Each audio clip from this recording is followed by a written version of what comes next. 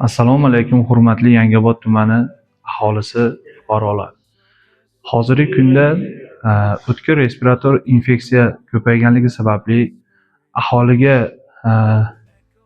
yaxshi xizmat olib borish uchun tibbiyot xodimlari jadal suratda ishlamoqdamiz. Hozirgi kunda o'tkir respirator virusli infeksiya tarqalishining asosiy sababchilaridan biri bu himoya vositalaridan foydalanmayotganimiz, ya'ni o'sha himoya vositasi, o'sha niqoblarda taqishimiz kerakligi, ko'proq suyuqlik iste'mol qilishimiz kerak. Sanpin me'yorlariga rioya qilgan holatda bu holatni ham yengib o'tishimiz kerak bo'ladi.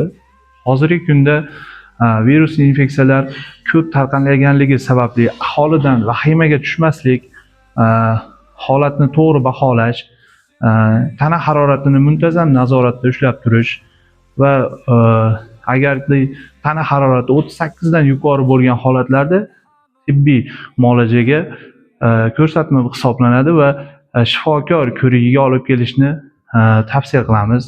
Hozirgi kunda ko'proq suyuqlik iste'moli bilan buni yengib o'tishimiz mumkin.